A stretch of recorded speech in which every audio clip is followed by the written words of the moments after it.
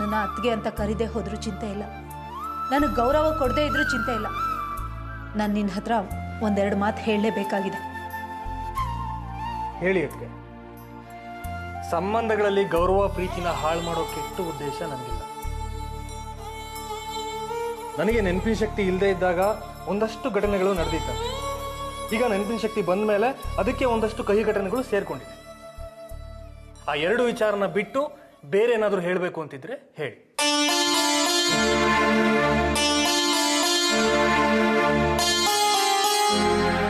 ಅದಕ್ಕೆ ಇನ್ನು ಮೇಲೆ ನನಗೆ ಪ್ರೀತಿ ಗೌರವ ಎರಡೂ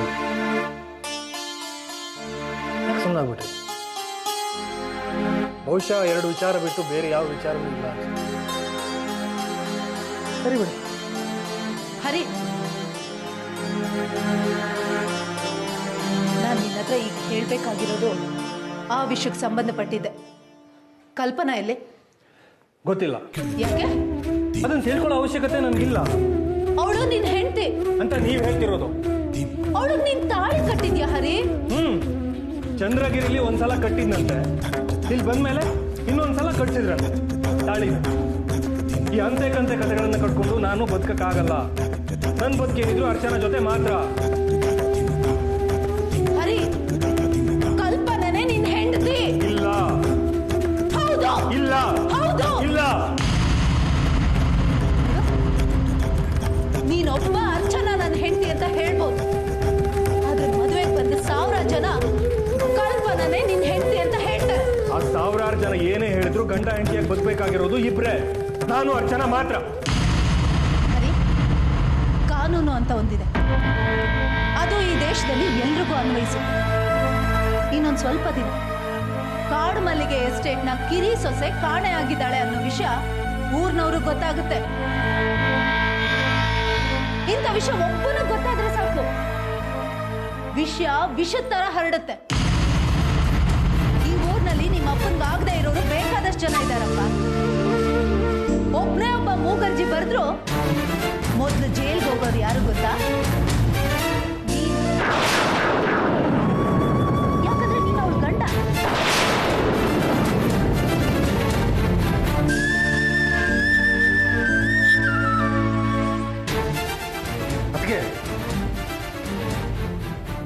ಅತ್ತಿಗೆ ಅನ್ನೋ ಗೌರವದಿಂದ ಕೇಳ್ತಾ ಇದ್ದೀನಿ.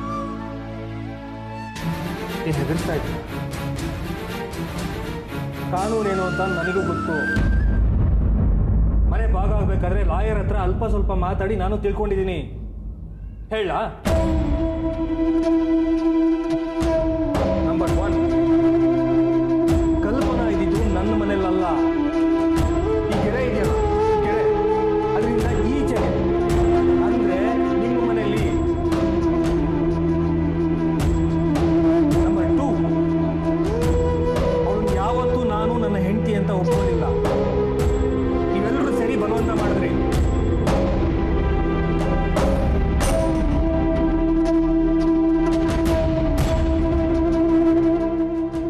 ನಂಬರ್ 3, ಅವಳು ಮಗು ನಂದಲ್ಲ. ನೀವೆಲ್ಲ ಒತ್ತಾಯ ಮಾಡಿ ಆ ಭಾರನ ನನ್ನ ಮೇಲೆ ಹಾಕ್ತಾ ಇದ್ದೀರಾ. ನಂಬರ್ 4, ಅವಳು ನನ್ನ ಹೆಂಡತಿ ಅಲ್ಲ ಅಂತ ನಾನು ಹೇಳಿದ್ರು ಅವಳನ್ನ ಮನೇಲಿ ಇಟ್ಕೊಂಡಿದ್ದು ನಿಮ್ಮ ಅತ್ತೆ ಮಾವನೇ.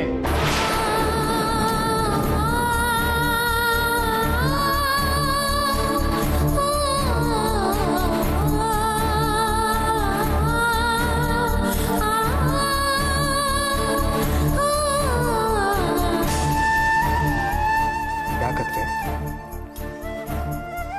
ಶಾಕ್ ಆಯ್ತಾ? ನಿಮ್ಮಲ್ಲೇ ಸಮಸ್ಯೆಗಳನ್ನ ಇಟ್ಕೊಂಡು ನನ್ನನ್ನು ಹೆದರ್ಸ್ತಾ ಇದ್ದೀರಾ?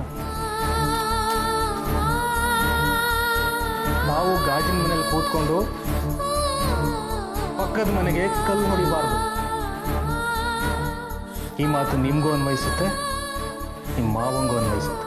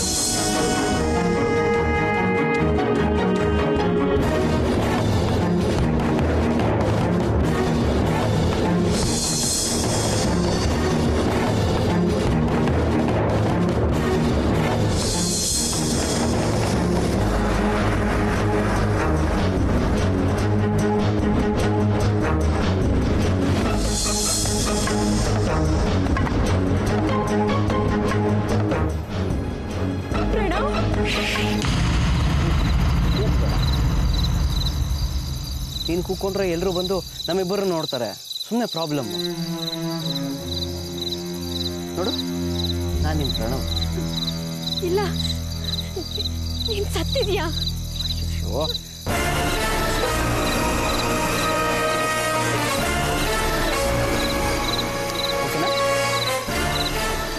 ಓಕೆ,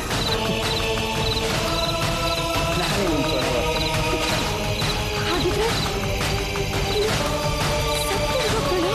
ಸತ್ತಿದ್ದೀನಿ, ಜಗತ್ತಿನ ಕಣ್ಣಿಗೆ ಸತ್ತಿದ್ದೀನಿ, ಅಪ್ಪ ಅಮ್ಮನ ಕಣ್ಣಿಗೆ ಸತ್ತಿದ್ದೀನಿ, ಅಮಿತಾ ಪಾಲಿಗೆ ಸತ್ತಿದ್ದೀನಿ, ಆದರೆ ನೀನು ಪಾಲಿಗೆ ಸತ್ತಿದ್ದೀನಿ. ಈ ಅರ್ಚನಾಗಾಗಿ ಈ ಪ್ರಣವ್ ಸತ್ತಿದ್ದ. ಈಗ ಈ ಅರ್ಚನಾಗಾಗೆ ಈ ಪ್ರಣವ್ ಬದುಕಿದ್ದಾನೆ. ಪಾಪ, ಫೋನಲ್ಲಿ ನಿನಗೆ ನಾನು ಅಂತ ನಂಬಿಕೆನೇ ಬರಲಿಲ್ಲ ಅಲ್ವಾ? ಗೊತ್ತಾಗುತ್ತೆ, ನಿನ್ನ ಜಾಗದಲ್ಲಿ ಬೇರೆ ಯಾರೇ ಇದ್ದಿದ್ರು ಹೀಗೆ ಮಾಡ್ತಾ ಇದ್ರು.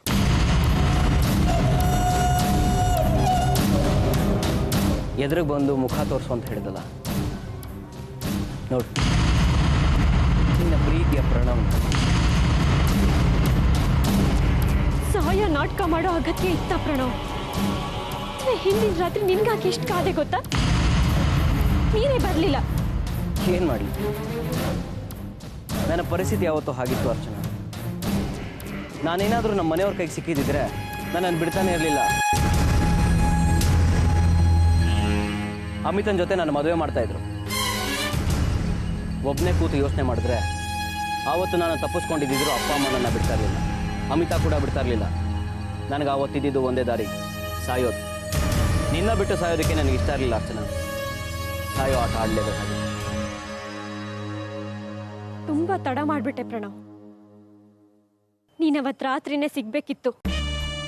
ಕಾಲ ಕಳೆದು ಹೋಯ್ತು. ಛೇಛ, ಪ್ರೀತಿಗೆ ಸಾವಿಲ್ಲ ಅಂತಾರೆ. ನಮ್ಮ ಪ್ರೀತಿ ನಿಜವಾಗಿದ್ರೆ ಖಂಡಿತವಾಗ್ಲೂ ಅದಕ್ಕೆ ಯಾವತ್ತೂ ಸಾವಿರಲ್ಲ. ನಮ್ಮಿಬ್ರು ಹೃದಯ ಮನಸ್ಸು ಒಂದಾದ್ಮೇಲೆ ಕಾಲದ ಚಿಂತೆ ನಮ್ಗೆ ಯಾಕೆ ಹೇಳು? ನಾವಿಬ್ರು ಒಬ್ಬರನ್ನೊಬ್ರು ನೋಡಿದೆ ಬರೀ 3 ತಿಂಗಳಾಗಿರೋದಷ್ಟೇ.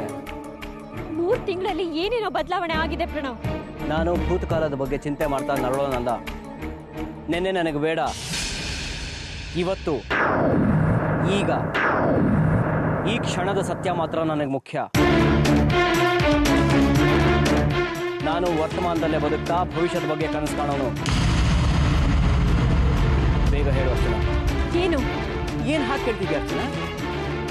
ನಾವಿಬ್ರು ಆದಷ್ಟು ಬೇಗ ನಮ್ಮ ಹೊಸ ಜೀವನನ ಶುರು ಮಾಡಬೇಕು. ಮೊದಲು ಈ ಊರನ್ನ ಬಿಡಬೇಕು. ಬೇಗ ನಿರ್ಧಾರ ಮಾಡೋ ಅರ್ಚನಾ.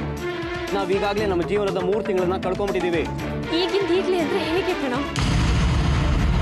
ಹಾಗೆಲ್ಲ ಸಡನ್ ಆಗಿ ನಿರ್ಧಾರ ಮಾಡೋ ವಿಷಯನ ಇದು? ಇನ್ನು ಕಾಯೋ ಹಾಗಿಲ್ಲ ಅರ್ಚನಾ. ಯಾಕೆ ಹಿಂದೇಟಾಗ್ತಿದ್ಯಾ? ಪ್ರೀತಿ ಕಡಿಮೆ ಆಗೋಯ್ತಾ?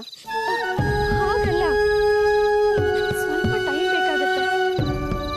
1 ತಿಂಗಳು ಟೈಮ್ ಕೊಡು. 1 ತಿಂಗಳ ಸಾಧ್ಯನೇ ಇಲ್ಲ. 4 ದಿನ ಟೈಮ್ ಕೇಳ್ತೀಯ ಅಂತ ಅನ್ಕೊಂಡಿದ್ದೆ.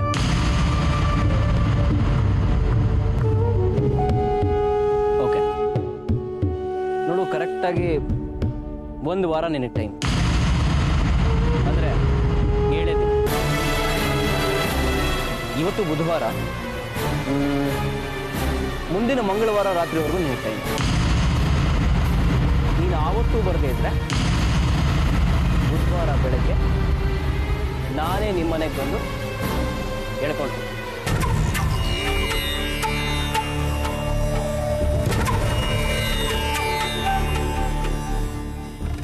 ನಾನು ಸತ್ತೇ ಹೋಗ್ತೀನಿ, ಬದುಕಿರಲ್ಲ ಅನ್ನೋ ಸಹಾಯ ಮಾತಾಡಬೇಡ. ನಾನು ಸತ್ತು ಬದುಕಿದ್ದೀನಿ. ಇದೆಲ್ಲ ಮಾಡಿದ್ದು ನಿನಗಾಗಿ, ನಿನ್ನ ಪ್ರೀತಿಗಾಗಿ ಅನ್ನೋದನ್ನು ಮರಿಬೇಡ ಅರ್ಚನಾ. ಮುಂದಿನ ಬುಧವಾರ ಬೆಳಗ್ಗೆವರೆಗೆ ನಿನಗೆ ಕಾಲಾವಕಾಶ. By dear.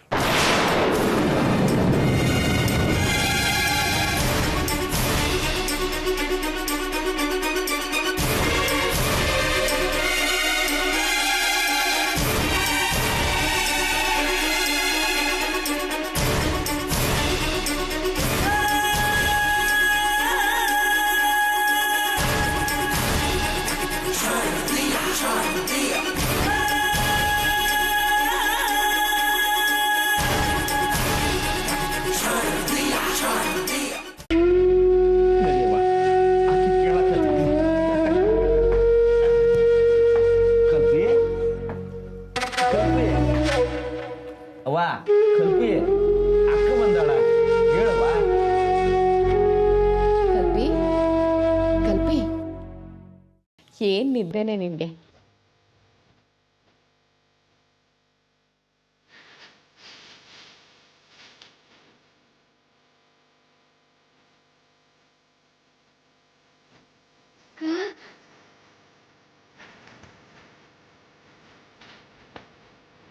ಹೇಗಿದೆ ಚೆನ್ನಾಗಿದೆ ಅಕ್ಕ.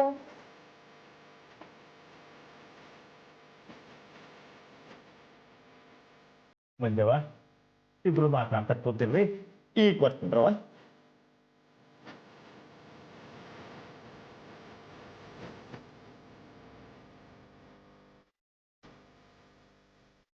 ಮಕ್ಕಳನ್ನ ಮಾಡಕ್ ನೋಡಿದ ಅಪ್ಪಂಗಿಂತ ಚೆನ್ನಾಗಿ ನೋಡ್ಕೊಂಡ್ರಕ್ಕ ಕಾಯಣ್ಣ. ಆದ್ರೂ ಅವತ್ತು ಯಾವ ಧೈರ್ಯದ್ಮೇಲೆ ನೀನು ನಿರ್ಮನೆಗೆ ಹೋಗುವಂತ ಕಳ್ಸಿದ್ಯೋ ನಂಬಕ್ಕೆ ಆಗ್ಲಿಲ್ಲ ಅಕ್ಕ. ನೀವು ಕಾಯಣ್ಣ ಹಾವು ಮುಂಗ್ಸಿ ತರ ಇದ್ದವರು. ಒಂದು ತಿಂಗಳ ಹಿಂದೆ ಕಾಯಣ್ಣ ನನಗೆ ಫೋನ್ ಮಾಡಿದ್ದ. ಹೆಂಡತಿ ಮಕ್ಕಳನ್ನೆಲ್ಲ ಕಳ್ಕೊಂಡು ಅನಾಥ ಆಗಿದ್ದೀನಿ, ನಿಮ್ಮಂಥವ್ರಿಗೆಲ್ಲ ಬಗೆದ ದ್ರೋಹದಿಂದನೇ ನನಗೆ ಪರಿಸ್ಥಿತಿ ಬಂತು ಅಂತ ಹೇಳ್ಕೊಂಡ. ಅವತ್ತು ನಾನು ಅವ್ನಿಗೆ ಬೈಕೊಂಡು ಸುಮ್ಮನಾದೆ. ಆದರೆ ನೀನು ಅವತ್ತು ಮನೆ ಬಿಟ್ಟು ಹೊರಟಿಯಲ್ಲ, ಆಗ ನನಗೆ ಮೊದಲು ನೆನಪಾಗಿದ್ದೆ ಕಾಳಣ್ಣ. ಅದಕ್ಕೆ ಅವನ ಮನೆಗೆ ಹೋಗು ಅಂತ ನಿನ್ನನ್ನು ಕಳಿಸಿದ್ದೆ. ನಿನ್ನನ್ನಲ್ಲಿ ಕಳಿಸಿ ನಾನು ಅವನಿಗೆ ಫೋನ್ ಮಾಡಿದೆ, ಕಲ್ಪಿ ಬರ್ತಿದ್ದಾಳೆ ಅಂತ. ನಿನ್ನ ತಂಗಿನ ನನ್ನ ಮಗಳ ಹಾಗೆ ನೋಡ್ಕೋತೀನಿ ಅಂದಿದ್ದ ಕಾಳಣ್ಣ. ಕಾಳಣ್ಣನ ಹೆಂಡತಿ ಮಕ್ಕಳಿಗೆ ಏನಾಯ್ತಂತೆ ಅಕ್ಕ?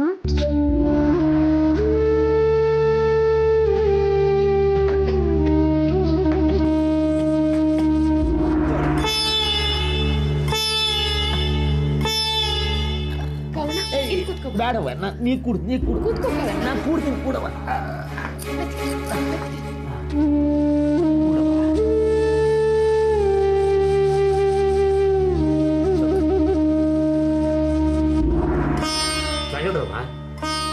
ಅಕ್ಕ ತಂಗಿನ ಒಟ್ಟಾಗಿ ನೋಡ್ತೀನಿ ಅಂತ ಅನ್ಕೊಂಡಿರ್ಲಿಲ್ಲ ನೋಡ್ರವ. ಆದ್ರೆ ಆ ಗಳಿಗೆ ಇವತ್ತು ಬಂದದ. ಮಂಜವ, ಒಳ್ಳೆಯವ್ರಿಗೆ ಒಳ್ಳೇದೇ ಆಕತಿ, ಅಂತ ಕೆಟ್ಟವ್ರಿಗೆ ಕೆಟ್ಟದೇ ಆಕತಿ. ಏನಂತಿ? ಕಾಳಣ್ಣ, ನಿನ್ನ ಮಗಳು ಆರ್ತಿ, ನಿನ್ನ ಹೆಂಡತಿ ಗಂಗವನ್ ವಿಚಾರ ಏನಾಯ್ತು? ಅದನ್ನ ನೆನ್ಸ್ಕೊಂಡ್ರ ನನ್ನ ಹೊಟ್ಟೆಗ ಕೊಳ್ಳಿ ಇಟ್ಟಂಗ ಆಕತಿ. ನನ್ನಂತವ್ರಿಗೆ ಹಂಗಾಗ್ಬೇಕಾದ ಕಲ್ಪಿ ಕೈ ತಪ್ಪೋದ್ಲು ಅಂತ ಆ ಮುಕ್ತ ಸರ ನನ್ನ ಮೇಲೆ ಹುಡ್ಕೋತಾ ಇದ್ದ. ನನ್ನ ಕಡೆಯಿಂದಲ ಆಕೆ ಕೈ ತಪ್ಪೇಳ ಅಂತ ಅನ್ಕೊಂಡು ಇದ್ದ. ಅಷ್ಟಾಗ ನಿಮ್ಮ ಮನೆಯಾಗ ಬೆಂಕಿ ಬಿತ್ತು, ನಿನಗ ನಿನ್ ಕೂಸು ಸಿಕ್ತು. ನೀವೆಲ್ಲ ಊರು ಬಿಟ್ಟು ಹೊಂಟೋದ್ರಿ. ದಿನ ನಾ ಕೆಲಸದ ಮೇಲೆ ಹುಬ್ಳಿಗೆ ಹೋದೆ. ಅವತ್ತ ಚಂದ್ರಗಿರಿ ಸಂತೆ ಆ ಮುತ್ತೇಶ್ವರ ಕಡೆ ಬಂದು ನನ್ನ ಮಗಳನ್ನು ಹೊತ್ಕೊಂಡು ಹೋದಂತ ಆಕೆ ಕೂಗಿದ್ರು, ಯಾರು ಸಹಾಯಕ್ಕೆ ಬರಲಿಲ್ಲ ಅಂತ.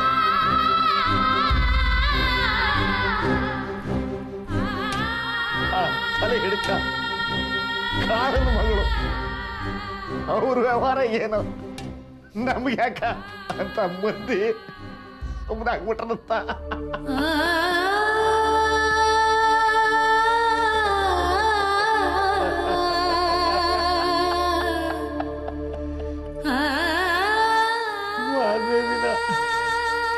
ಕಲ್ಪಿ ಮೆರವಣಿಗೆ ಮಾಡಿದ್ದ ಕೆರೆ ತಂಡೆ ಮೇಲೆ ಕೂಸು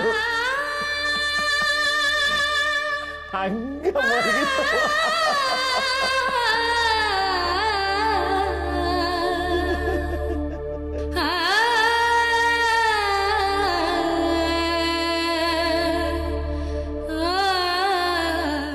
ನನ್ನ ಹೆಂಡತಿಗೆ ಯಾರೋ ಸುದ್ದಿ ಹೇಳಿರಂತ.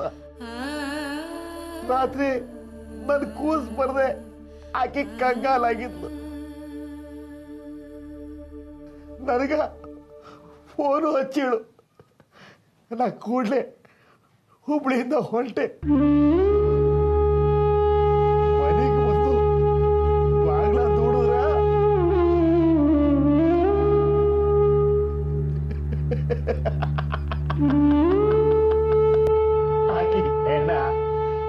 ಒಲಿ ಮೇಲ ಹಂಗ ನೇತಾ ಅಂತಿತ್ತವ